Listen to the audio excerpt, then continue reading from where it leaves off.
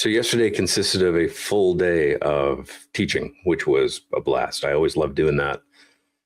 It always helps when the class itself is full of motivated students who want to participate, that are truly putting forth an effort. And when it comes time for discussion, or if I pose a question, there are people that are able, not just able, willing to participate. And sometimes the participation might take us off the rails a little bit, and that slight little tangent actually ends up being really productive. It was great. It was great. Started off classroom for about 4 hours. Used a couple of clips from previous modcasts, specifically Jared Reston, Paul Gardner. The class itself was basically talking about high accountability shooting. So deadly force situations. This was for a law enforcement agency. And the first four were classroom. The second four, or the last 4 hours, were at the range. And so heavily talking about ballistics. One of my first slides is listing off all the people that I absolutely give credit to. Basically, these are my sources. These are the people that I've had the opportunity to talk to and learn from. And with that, provided they're clearly their references. And to go into a class like this and basically present concepts that I know there's still resistance within even my own circles. There are concepts that are brought up about terminal ballistics where things are kind of on shaky ground, but to present this to a bunch of officers, and man, it was really cool how they listened, had pertinent questions, and again, there were tangential conversations that really built the class even further. The way I like to teach is I'm going to present something and then I want to discuss it, and a lot of that discussion clearly is dependent on the students. It sucks to be in an environment where it's one way. And you know what? I'm just going to read from a PowerPoint the entire time. And the students don't have anything to say, or they don't want to say anything. That makes for a really slow day, because getting the feedback from the students also helps me fine tune the direction we're going to go. Similarly to how I figure out what I want to write about or what podcast we're going to do. Sometimes these conversations or the topics that are brought up from the student side, there's some commonalities, which that gives me a clue as to, during this portion of the class, I should probably address this and go in this direction to answer these concerns.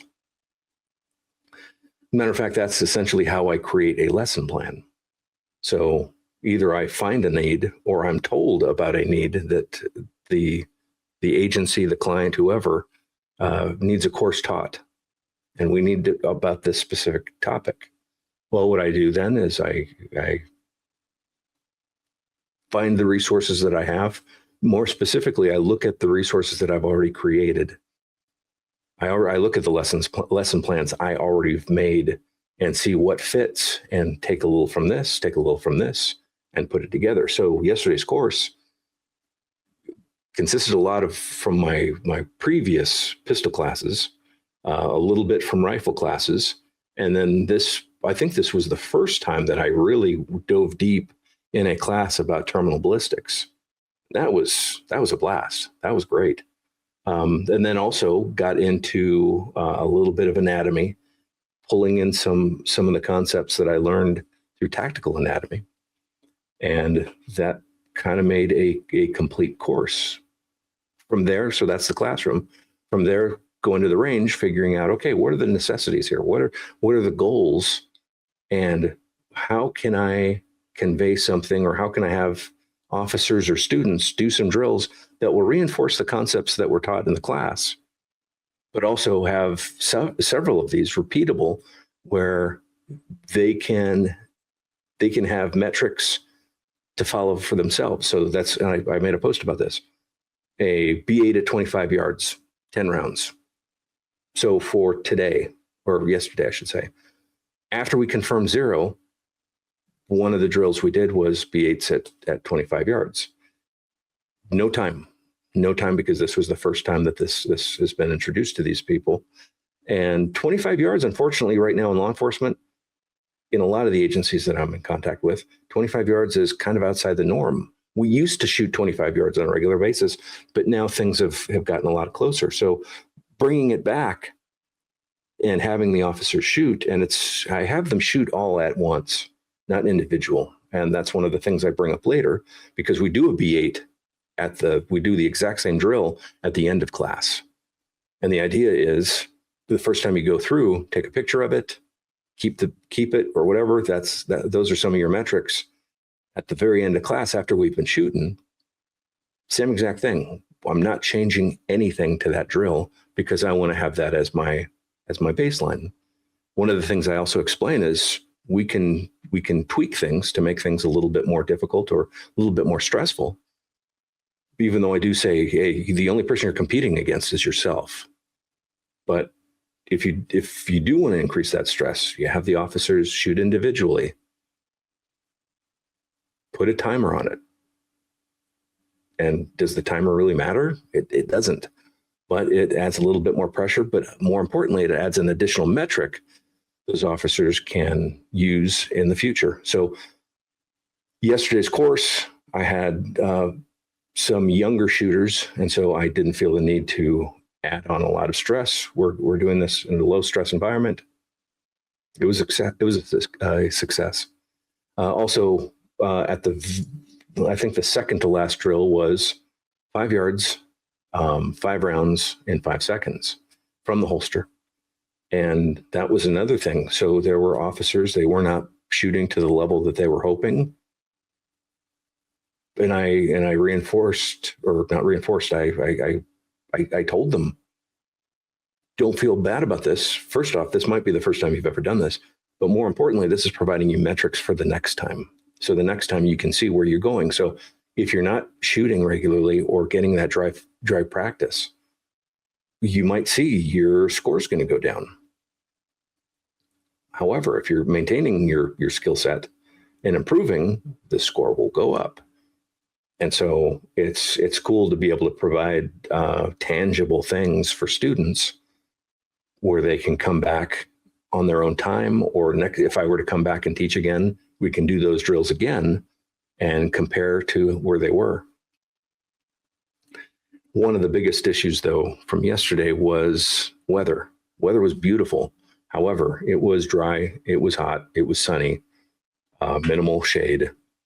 So because of that, frequent breaks, didn't do anything that was overly exerting. And if we did any shooting and moving, we're doing it at a walking pace. There's no reason for anyone to move any faster than that. But most importantly, there were continuous breaks. And during that session, and it was about 4 hours, paying attention closely to students, because the minute anyone says anything about they're feeling out of it, or they're tired or worn out, I need to avoid getting a heat casualty. So you know what? One person says that, we're all going to go back under shade, drink some water, sit down and talk about something, that's pertinent to the lesson. So can't help that. And I've been on range days where that didn't seem to be considered, still pushed through, still did great. But the minute students start feeling that, as soon as they start getting worn out, their ability to absorb information or perform really gets decreased. So I don't want to waste their time. So if they're starting to get worn out, we need to take a rest real quick and make sure they're drinking water and make sure that they're functional.